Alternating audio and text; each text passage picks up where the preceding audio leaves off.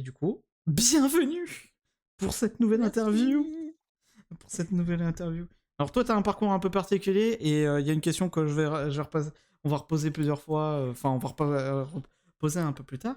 Mais déjà, ma Ok. chère Ange Céleste, je vais déjà te proposer déjà de te présenter pour ceux qui ne te connaissent pas. Ok, bah bonjour tout le monde, je suis Ange Céleste. Vous pouvez m'appeler Céleste, mais surtout pas Ange, sinon je vous tue. Et je suis un ange 100% pur et 100% innocent qui fait du gaming, qui fait de la musique et qui fait du dessin. Voilà, voilà. J'aime beaucoup quand tu dis je suis très pur, etc. La dernière fois, je suis passé sur ton stream, c'était un truc méga curse. T'étais en train de Non, partir en non, sucette. très, très pur, très pur. Bah du coup voilà, bon t'en as parlé un peu et je vais commencer en fait tout simplement par poser la question que je pose à peu près à tout le monde, qui est bah toi comment t'as découvert un peu l'univers du streaming dans un premier temps et on parlera après du VTubing par la suite. Ok, bah moi j'ai découvert le streaming parce que je regardais des vidéos de Domingo et de cours bizarres sur League of Legends. Et je me suis dit, bah c'est rigolo les vidéos YouTube et tout, mais ils font des lives, c'est quoi ce bordel et tout.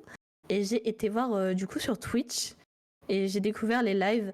Et franchement, j'ai pas aimé du tout parce que moi je suis habituée au format court où il y a du montage, où il se passe des trucs, etc. Et en fait, le fait de voir les trucs en longueur où il y a des moments de vide et tout, ça m'a vraiment, mais vraiment pas attiré. J'ai détesté. Et du coup, j'ai arrêté de regarder des lives jusqu'à ce que je découvre les VTubers. Et du coup bah alors comment t'as découvert ça du coup? Comment t'as découvert le VTuber? Est-ce que ça s'est fait comme certains m'ont expliqué via bah, des corpos, hein, Hololive, Nijisanji, etc. Ou est-ce que c'est vraiment par des indépendants ou des personnalités de corpos que t'as vu? Et comment tu l'as vu? Alors, je pense que j'ai été comme beaucoup de gens, c'est-à-dire j'ai découvert les VTubers via les clips. Moi, j'ai découvert grâce à Hololive. C'était Pecora que j'ai vu en premier. Et j'ai trouvé ça grave bien. En fait, ça fait longtemps que je voulais faire un concept qui ressemblait au VTuber. Je voulais en fait, j'étais Yutaite, donc je chantais avec un avatar. Et je voulais faire des vidéos YouTube avec un avatar, mais pas stream du coup. Et quand j'ai vu les VTubers, je me suis dit, mais en fait, ce que je veux faire, ça existe déjà. Et bah, ça m'a semblé comme une évidence que c'était trop bien et qu'il fallait que je le fasse, quoi.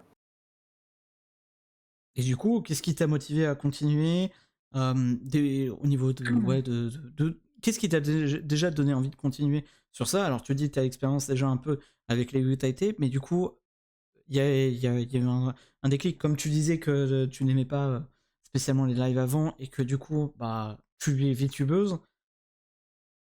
Dis-nous tout. Euh, Bah en fait, je me baladais sur Reddit tranquillement sur des Reddit de VTubers parce que j'aimais beaucoup en regarder.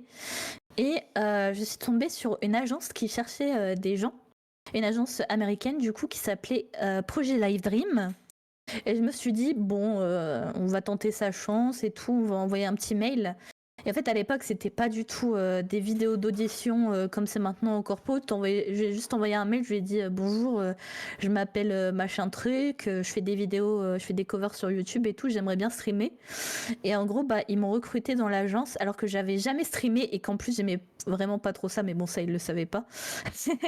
Et du coup, bah, j'ai commencé à stream quand mon agence m'a créé un modèle et m'a fait début sur ma chaîne qui à l'époque s'appelait Tenshino Céleste. Et du coup, je streamais en anglais dans une petite agence toute petite où c'était vraiment le CIO qui nous payait tout et il y avait pas vraiment, on gagnait pas vraiment d'argent.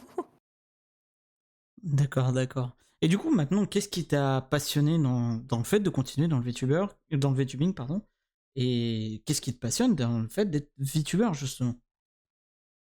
Moi, j'aime beaucoup le côté créatif et j'ai l'impression que utiliser un avatar, ça m'aide à un peu sortir ma vraie personnalité parce que dans la vraie vie, je suis quelqu'un qui est vraiment très timide et du coup, le fait de pouvoir être Ange Céleste, ça me permet un peu de sortir mon gremlin intérieur et, euh, et de me faire aussi plein d'amis et de passer du temps avec des gens parce que j'ai toujours été quelqu'un de très solitaire euh, malgré moi, mais aussi parce que j'aime ça. Mais du coup, quand j'ai envie d'être avec des gens, bah, j'ai juste à lancer un stream et il y a plein de gens qui viennent me voir et qui me parlent et ça me fait me sentir bien. Mm. Bah top tout ça. Top, top. Et du coup, alors, t'en as parlé un peu, tu parlais que tu faisais de la chanson, du gaming, etc. Est-ce que t'as vraiment un truc où est-ce que, dans lequel tu te spécialises plus? Alors forcément, moi j'ai des exemples qui me viennent en tête, hein, bien évidemment, mais pour ceux qui ne te connaissent pas, encore une fois, voilà, est-ce que tu as des thématiques, en fait, favorites? En fait, j'ai l'impression que ça tourne un peu. C'est-à-dire que des fois, j'ai l'impression, enfin en ce moment par exemple, il y a les VTuber Awards où je suis du coup dans la catégorie meilleur chanteur. Mais du coup, j'ai l'impression d'être reconnue en tant que chanteuse. Céleste est une VTubeuse qui chante, etc. Mais des fois, j'ai l'impression d'être plus reconnue en tant qu'artiste. Par exemple, quand je poste des dessins qui font beaucoup de likes et tout, j'ai l'impression que les gens s'imaginent plus que je suis artiste que chanteuse. Et en fait, ça fait une sorte de cercle comme ça, où des moments je suis plus chanteuse et des moments je suis plus dessinatrice. Et du coup, j'ai l'impression que c'est assez égal. Mais par contre, les gens voient pas assez à quel point je suis chaotique et cringe sur mes streams. Et ça me rend un peu triste parce que c'est un peu ma fierté, plus que le dessin et le chant. J'aimerais que les gens reconnaissent plus mon humour. Et j'aurais aimé être nominée en tant que VTubeuse la plus cringe aux VTuber Awards, mais bon, on peut pas tout avoir. T'inquiète, y'a Kiki. Ouais, elle est là pour me remplacer. C'est ça. Euh, non, bah top. Et du coup, alors, j'aimerais qu'on rentre un peu plus sur la discussion des avatars. Mm. Les avatars, c'est quelque chose, c'est un peu la personnalité du VTuber. Pourquoi avoir choisi ce modèle, du coup, en particulier? Alors, en fait, du coup, quand j'étais dans cette agence, au tout début, on m'a demandé bah, de choisir un thème, enfin un avatar, quoi. Et j'ai choisi l'ange parce que je trouve que, enfin, les gens me disent souvent que j'ai une voix douce, mais par contre, ma personnalité est vraiment tout l'opposé d'un ange. Je pense que tu peux confirmer. Et, et du coup, Joker. et du coup, j'ai trouvé que le gap en fait entre le fait d'être un ange et avoir une personnalité vraiment horrible, quoi, c'était vraiment quelque chose qui pouvait être amusant et qui pouvait attirer des gens. Et du coup, je suis partie sur ça. Sauf que récemment, du coup, j'ai fait un redébut qui s'appelait l'Ascension, dans lequel, en gros, dans mon lore, je suis devenue un dieu en tuant le dieu. Donc j'ai pris sa place, quoi. Et bah, je me suis dit que j'allais représenter un peu plus ce côté démon, quoi, avec mes 4 cornes. En fait, j'avais vraiment envie d'avoir un design qui faisait hésiter les gens en mode est-ce que c'est vraiment un ange ou est-ce que c'est un peu un démon aussi? C'était vraiment le but de montrer que je suis à la fois un ange et un démon quand j'ai envie. Le chaotisme à l'état pur. Oui. Oui. Et alors du coup, c'est assez intéressant parce que du coup on parle de chaos, de voilà, ce mélange d'ange et de démon. Bon, il y a la palette de couleurs aussi qui y joue. Alors, il y a une palette de couleurs. Est-ce que c'était des choix sur lesquels toi tu t'étais porté personnellement parce que c'est des couleurs voilà qui ont une signification, ont un sens pour toi, ou est-ce que voilà c'était plus parce que ça devait ressembler à ça et c'est quelque chose qui était comme ça en tête, ou plus tout simplement une question de comment dire de choix et de goût en fait tout simplement. Hmm. En fait, à la base, le blanc, ça a toujours été la couleur dominante pour des raisons évidentes parce que le blanc, c'est la pureté, c'est les anges, etc. Mais la couleur secondaire avant, c'était le rose. Sauf que en changeant, bah, j'ai voulu un peu partir plus vers du bleu parce que j'ai été attirée par la fashion qui s'appelait Tenchi, bah, bref, c'est Cyber Angel Fashion, quoi. C'est une subculture japonaise où en gros ils sont habillés en mode full bleu et blanc. Et en fait, quand j'ai découvert ce style, je suis vraiment tombée amoureuse. Et du coup, j'ai eu un modèle qui portait des vêtements dans ce style. Et quand j'ai changé de tenue, je me suis dit, bah, je vais garder blanc et bleu pour être cohérent. Et j'ai rajouté aussi un peu de doré et tout pour la tenue un peu classe, en mode je suis un dieu, je suis riche et tout. Alors que dans la vraie vie, je suis pas du tout riche par contre. c'est la merde. Pardon. Du coup, bon après, alors j'ai un vieux tic dans le cage qui est tout le temps de dire du coup, c'est terrible. Je m'en rends compte et Pareil. c'est une horreur, c'est vraiment, je le vois et je le dis au quotidien. On a parlé tout à l'heure de VTubers avec qui tu avais découvert. Moi, la question qui m'intéresse plus, c'est est-ce que tu as des VTubers? Alors, tu peux m'en citer plusieurs. Pardon, j'ai éternué. Tes Euh, souhaits. oui, est-ce que tu as des VTubers ou VTubeuses sur lesquels, je vais pas dire que tu idolâtres parce que je trouve toujours ce mot un peu fort, mais ou est-ce que vraiment c'est une source d'inspiration pour toi?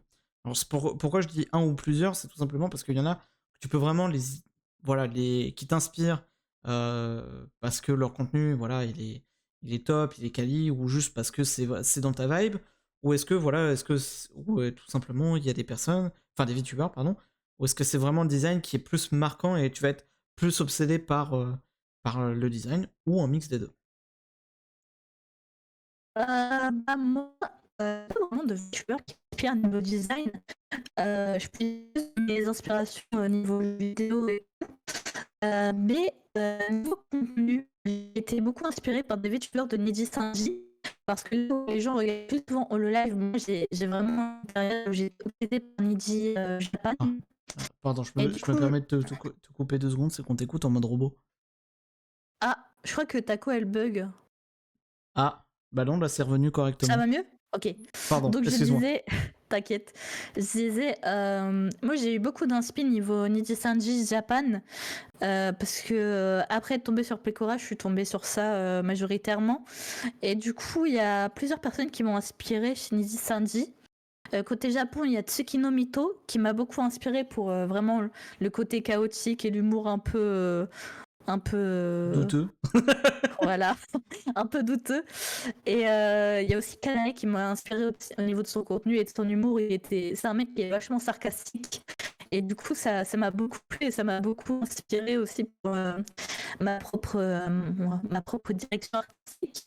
Et niveau Nidhi Sanji Ien, c'est Céline Tasky qui m'a inspiré. Bon, maintenant elle est graduate, mais c'est pareil pour le côté un peu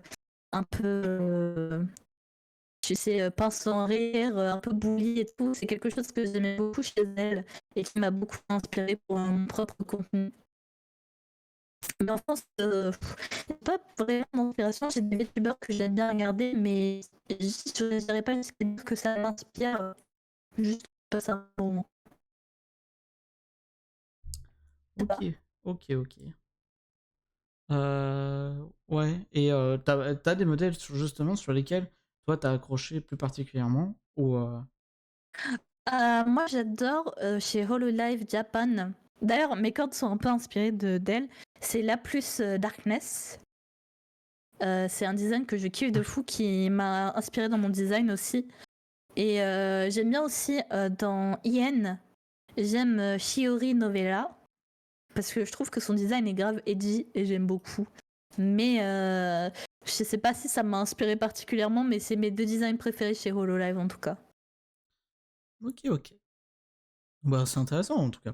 Parce que du coup, ouais, vraiment, ça s'est inspiré de certains connus, mais plus international que, je vais dire, anglais, quoi, en fait.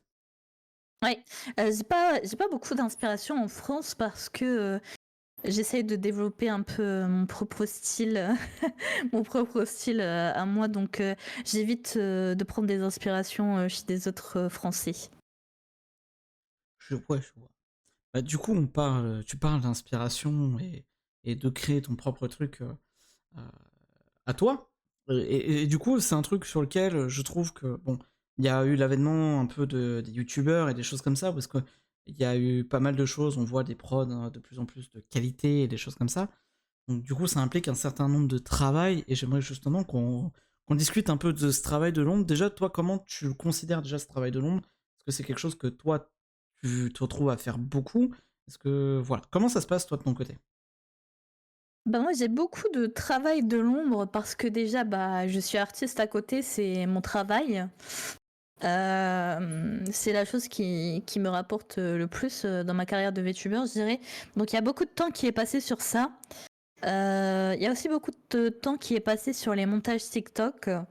Et sur travailler ma communication aussi, je trouve que c'est super important. J'ai beaucoup de moments où je me pose et je suis en mode, ok, comment est-ce que je vais attirer l'attention des gens?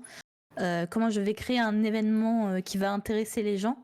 J'essaye toujours d'avoir un petit projet comme ça qui est en cours pour pouvoir faire quelque chose, même quand je stream pas, et trouver des stratégies un peu pour gagner de l'audience. Je trouve que c'est quelque chose qui est super important quand on prend le VTubing sérieusement, d'avoir une stratégie de communication et de réfléchir à comment améliorer sa chaîne et comment captiver d'autres personnes que les gens qu'on a déjà, tout en gardant les gens qu'on a déjà. Ouais, donc un gros, en résumé, un gros travail sur la partie en fait préparation d'animation quoi en fait. Mm. Je dirais que c'est environ tout ce qui est hors stream, ça doit être environ 70% de ce que je fais. VS, c'est quoi les pourcentages restants? À 30. VS les 30% de Ouais, stream, quoi. justement, ça allait être ma Ça. question à ce propos-là, justement. Parce que j'aime bien, moi, cette stat de Minona, parce que moi, je trouve, moi, à titre personnel, je trouve qu'elle est assez véridique. Parce qu'elle disait que, justement, on avait 80% de travail de l'ombre à vraiment faire de la préparation, répondre aux mails, et juste, voilà, organiser tout simplement son temps de streaming, et 20% à remettre en avant. Ouais. T'as l'air d'être assez OK de ce point de vue-là. Ouais, après, je pense que je fais quand même moins que Miuna parce que j'ai tendance à beaucoup plus me concentrer sur le dessin et le streaming. En fait, le streaming, c'est souvent des idées qui m'apparaissent tout d'un coup et c'est pas vraiment moi qui me dis, ok, là maintenant, j'y réfléchis tout de suite, quoi. Et si, et si. Bah, du coup, j'aimerais qu'on reste un peu sur ça et qu'on parle un peu justement de la préparation, toi, de tes streams. Déjà, c'est quoi ta régularité de stream dans un premier temps? Et est-ce que tu fais un planning? Et si tu fais un planning, est-ce que c'est quelque chose qui te vient naturellement ou c'est vraiment quelque chose qui un peu vient au fil et que t'as un planning, mais on peut pas dire que tu le suis pas, mais c'est assez modulable, on va dire. Alors moi, j'ai un emploi du temps en stream et hors stream du coup. En stream, je stream 3 fois par semaine minimum. Parce que je pense que c'est le nombre de streams adaptés. Enfin, si on peut faire plus, c'est mieux, quoi. Mais le nombre de streams adaptés pour grandir sa chaîne. C'est-à-dire que si on fait moins de 3 streams, c'est un peu plus compliqué d'avoir une audience. Ensuite, hors stream, j'ai un emploi du temps qui est très strict. C'est-à-dire que de 11h à 16h, je suis sur des projets, que ce soit travailler des idées de stream, faire des TikTok, faire du dessin. Enfin, forcément, je fais quelque chose à cette heure-là. Même enregistrer une cover, ça peut faire partie du truc. Et du coup, c'est du lundi au vendredi. Et le week-end, par contre, ça, c'est mes jours, je ne fous rien, obligé. Parce que c'est très dur de se dire ok, là je fais rien pour le VTubing, parce que en général quand on est en pause on pense quand même à qu'est-ce qu'on va faire et à des projets et tout, donc c'est très compliqué de se reposer à ce niveau-là. C'est pour ça que je m'installe des heures obligatoires de repos.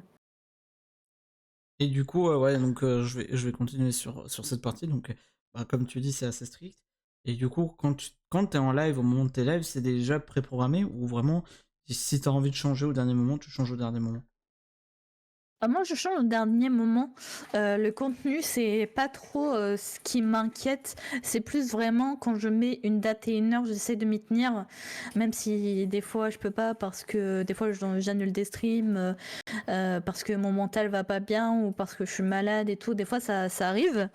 Mais j'essaie de m'y tenir le plus possible. Après, le contenu. Bon, si je programme un jeu et au final je me rends compte qu'il est un peu nul, et bah je change, quoi. D'ailleurs, c'est ce que j'ai fait aujourd'hui. Je devais jouer à The Expanse Telltale Game et je me suis dit, oh, j'ai la flemme, et du coup j'ai joué à League of Legends. Mais j'ai quand même stream et les gens étaient contents que je sois là. Donc au final, est-ce qu'on s'en fout pas un peu du jeu? Voilà. Oh yes, j'ai choisi la peste au choléra. Arrête, c'est trop bien League of Legends. Oui, oui, oui, oui. Oui. Tu joues Mais à FF14, tu peux pas me critiquer. je joue à FF14 et je joue à League of Legends. Qu'est-ce qu'il y a? C'est vrai que j'ai vu jouer à LoL tout à l'heure en plus. Oui, c'est vrai. Euh, du coup, on va repartir un peu sur cette partie artiste parce que moi, elle m'intéresse. On parlait des artistes tout à l'heure. Toi, le travail d'artiste qui est à côté, enfin moi je le sais, mais c'est pas forcément le cas pour tout le monde. C'est quoi? Comment tu définirais la complexité actuellement d'être un artiste, surtout sur Internet comme ça? C'est chaud, c'est vraiment difficile. C'est un milieu qui a énormément de concurrence et on dirait, en gros, quand tu es artiste, il y a au moins 10 000 artistes qui sont meilleurs que toi. Donc c'est très compliqué de se faire une place. Et on a de la chance que dans la sphère française, il n'y a pas beaucoup, enfin il y a quand même pas mal, mais il n'y a pas énormément. Le marché est pas saturé encore d'artistes spécialisés VTubers. Donc moi, j'ai réussi à me faufiler comme ça dans la communauté en mode prenez-moi des commissions s'il vous plaît et tout. Moi, je dirais, faut pas hésiter. À spammer en fait, à spammer des dessins, reposter les dessins en boucle, à dire commissionnez-moi s'il vous plaît. En général, ça fonctionne un petit peu. Et si ça fonctionne pas, pour moi, il faut établir une stratégie de communication. En fait, c'est comme le streaming, c'est super important. Faire du dessin, c'est bien, mais il faut pouvoir le vendre. Et pour le vendre, c'est vraiment un skill à part, quoi. C'est community manager, quoi. C'est pas artiste. Donc, il faut avoir la casquette de community manager et artiste pour pouvoir percer, on va dire, et vendre ses dessins correctement. Moi, j'ai la chance de pouvoir en vivre, même si c'est assez modeste encore. Mais je continue de réfléchir à des stratégies, à des types de commissions qui pourraient plaire aux gens et qui pourraient leur donner envie de me filer de la moulaga. Ouais, mais au moins ça mérite de te plaire. Et du coup, ce travail qui est un peu double, je vais dire, bon, t'as la partie, voilà, effectivement, streamer en étant VTuber. Donc, du coup, cette partie un peu, t'en as un peu parlé hein, sur tes plannings, mais comment toi tu le trouves, ce travail double en fait, parce que t'as double charge de travail entre le stream et gérer tes commissions.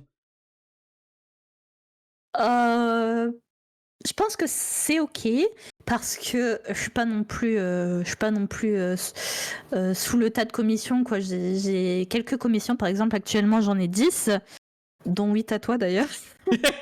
Et,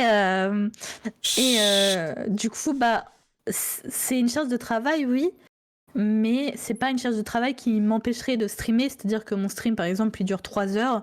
Après, je peux faire un petit dessin ou je peux travailler les jours où je stream pas. Et vu que j'ai la chance d'être une artiste rapide, en général, je finis mes dessins la journée même. Donc pour moi, si une journée égale un dessin, ça veut dire que si je travaille 7 jours sur 7, au bout d'un moment, j'ai plus de commission, quoi. Donc je me force aussi un peu à prendre mon temps pour pas tuer tout le travail que j'ai et à la fin, je me retrouve avec plus rien. Parce que c'est un peu un piège. En gros, quand tu t'instaures un rythme de travail, si après t'es en mode de repos forcé, et bah c'est super dur de se relancer. Il faut rester un peu dans un quotidien strict pour éviter de tomber dans la flemme et de plus vouloir dessiner quoi. Ok, ok. Et concernant ces complexités en tant qu'artiste, parce qu'on le sait avec les intelligences artificielles et les trucs comme ça, comment toi les conseils en fait tout simplement pour dire aux gens qui vont venir te voir, dire je veux passer commission auprès de toi, les bons conseils qu'est-ce qu'il faut faire, qu'est-ce qu'il y a à faire, pas faire, je vais dire aussi. Alors, moi je vais vous parler de quelque chose qui m'énerve particulièrement, Vas-y, qui, vite ton sac. qui me vraiment me met en colère. C'est ne pas être précis. C'est-à-dire que, par exemple, vous montrez votre OC et après, moi je le dessine et tout. Et vous dites non, en fait, je veux pas ça, je veux ça. Bon, ça arrive, c'est ok. Une fois, mais par contre, au bout de 3 fois, ça commence à être un peu agaçant. Donc, moi, je dirais vraiment avoir une idée à peu près précise. Après, si vous voulez laisser du choix à l'artiste, vous laissez du choix, mais il faudra assumer les conséquences, j'ai envie de dire. Parce que, en fait, le problème, c'est que pour les artistes, souvent, vous n'êtes pas la seule personne qui fait partie des commissions.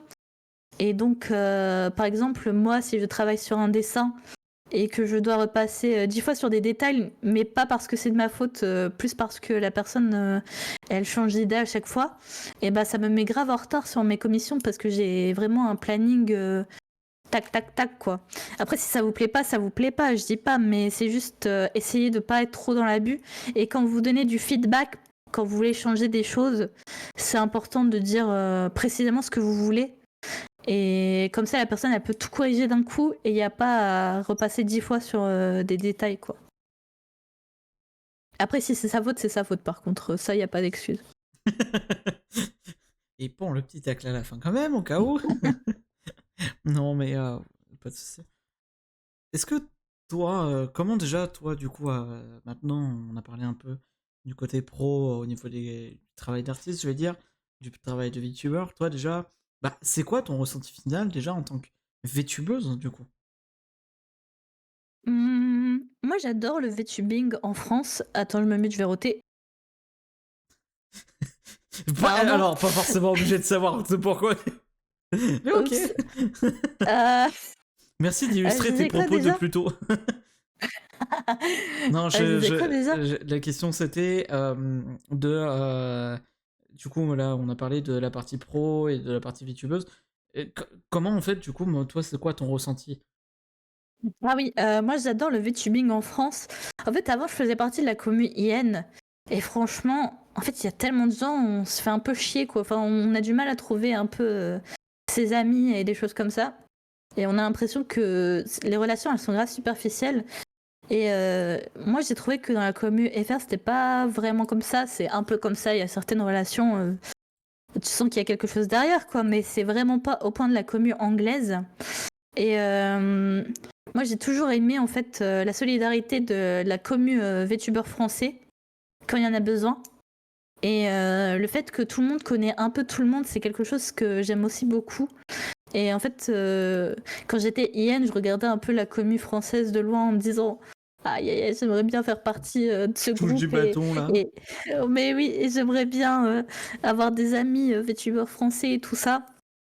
Et moi, vraiment, j'adore la commu VTuber français. Je trouve qu'il y a des gens qui sont un peu toxiques, évidemment, mais c'est le cas dans toutes les communautés. Après, bon, il y a des gens qui sont vraiment, vraiment toxiques pour le coup, mais ça, on n'y peut rien, quoi. Moi, je préfère regarder ça d'un œil positif et chérir la communauté VTuber FR parce que c'est quand même beau ce qu'on réussit à créer tous ensemble. C'est beau ce que tu dis, putain. Non, mais c'est vrai que c'est intéressant. Enfin, c'est vrai que c'est intéressant, surtout que bah, justement, t'as cette casquette aussi d'avoir vécu l'IN, donc d'avoir aussi, pour la commu FR, d'avoir un peu plus cet autre ressenti, parce que souvent, c'est vrai que sur ceux que j'ai eu, c'était souvent du côté inverse, c'était français qui admiraient ce côté un peu très communautaire on pouvait sembler voir, du coup, du côté international. Donc, Oh non, non. Franchement, moi, les gens qui disent ouais, la communauté VTuber FR me saoule, je passe IN. Franchement, mais quelle erreur! Vous allez regretter. Parce que vous pouvez avoir l'impression de voir une communauté dans la commu IN, mais c'est parce que vous regardez que les VTubers qui ont 10 000 abonnés, quoi. Vous regardez pas les VTubers qui ont 500, qui ont 100 abonnés et qui vraiment sont au fond du trou parce qu'ils n'arrivent pas à trouver une audience. Alors que dans la commu FR, moi je trouve que c'est beaucoup plus facile de se faire une place quand même. on parle de ça et je suis très curieux aussi d'avoir. Est-ce que, parce qu'on parle de FleshTuber de temps en temps, et est-ce que toi, t'as déjà eu ce genre de remarques avec justement, il y a eu une personne, une vraie personne entre guillemets, parce que bon, moi je considère pas ça vrai, mais enfin, je vois pas comment le dire quoi, un streamer facecam, je vais plutôt le sortir comme ça, Ouais, c'est plutôt vrai IRL, comme je ça. sais pas. Voilà comme ça. Ou est-ce que tu t'es déjà fait raid, ou t'as déjà raid, ou t'as déjà discuté, et que du coup ils comprennent pas l'intérêt ou des choses comme ça. J'ai comme exemple en fait en tête, par exemple, Sol qui avait raid un streamer, un facecam, etc. Et il s'était fait un peu, pas bâcher, mais un peu en mode ah bah tu te caches derrière un avatar quoi. Ah bon? Ouais, oh, ça remonte à un moment maintenant. Ça remontait quand Sol faisait partie des premières personnes avec qui justement j'avais interviewé, donc ça remonte à 2022, je crois, si je ne dis pas de bêtises. Moi, je me rappelle, j'ai raid du coup un streamer pas VTuber et juste il était en mode Eh genre qui es-tu, pourquoi tu me raids et tout. En plus c'était un mec un peu connu, il avait 3000 viewers et tout, il était en mode mais c'était pas vraiment une expérience négative, juste j'étais là, j'étais en mode bon bah il est pas très sympa quoi, mais c'est pas grave, il m'a pas vraiment clashé parce que j'étais VTuber. Après je pense que les streamers en tout cas ils commencent un peu à se calmer niveau les VTubers, c'est cringe. Notamment avec le fait que les gros streamers, par exemple Antoine Daniel, Mintos et tout, ils ont fait des streams VTubers. Et Iron Mouse aussi. Iron Mouse aide beaucoup, je pense. Notamment avec le fait qu'elle joue avec Étoile et des streamers français, je pense que ça aide aussi à accepter petit à petit les VTubers. Mais moi, les gens qui trouvent que les VTubers c'est cringe parce qu'ils sont derrière un avatar et parce que c'est des hommes de 32 ans derrière leur avatar, franchement, je m'en fous quoi. Je pense que c'est des cons quoi, mais c'est pas grave. On écoute bien ta voix de Robert, là, quand même. Et oui, c'est moi Robert. Non, non, mais en tout cas, c'est très intéressant d'avoir aussi ce retour-là, encore une fois.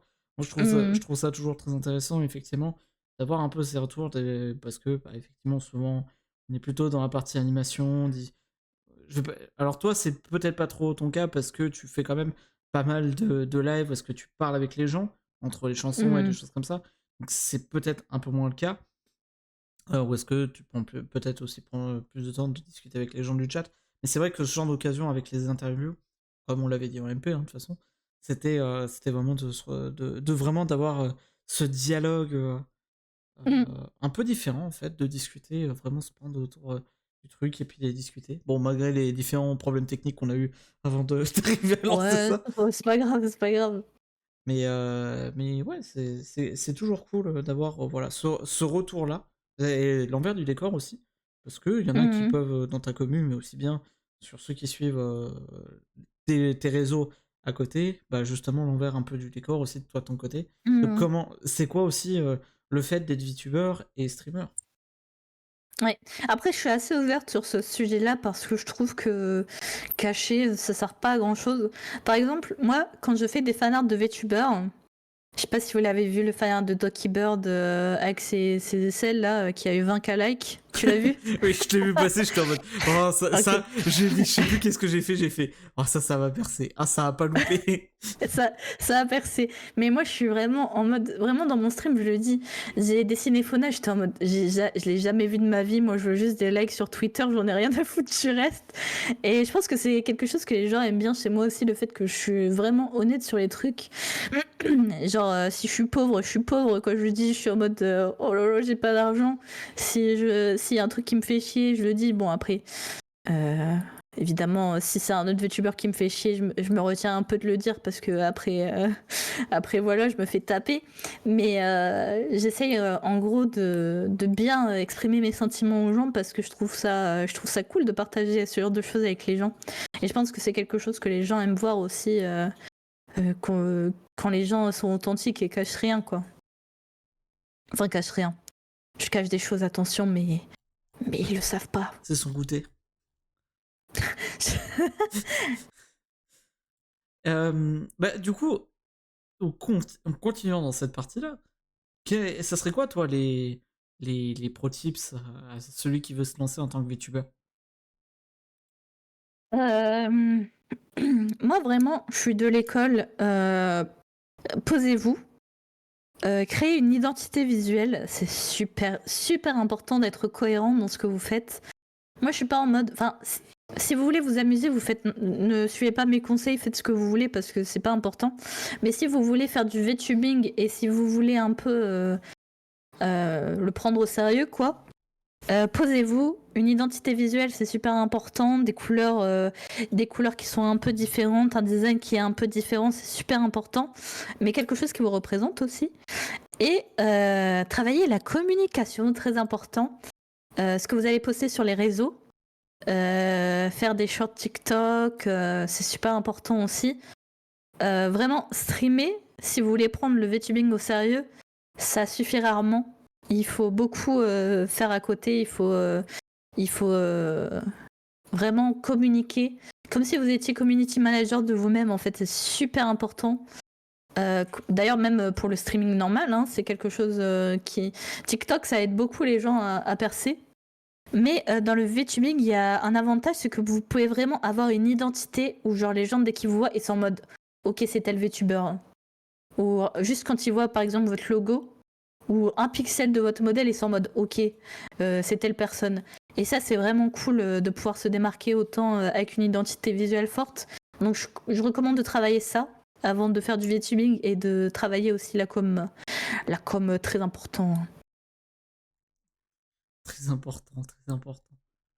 Probablement en fait, une des choses qu'on oublie, en fait, et enfin, qu'on oublie, qu'on parle pas peut-être assez maintenant, Mhm. c'est... On parle effectivement, et je te rejoins complètement sur bah, justement les, euh, les streams, etc. Maintenant, c'est bien connu, mais il y a aussi bah, voilà, toute cette partie com qui, des fois, est un Mhm. peu compliquée aussi à devoir gérer et mettre en place.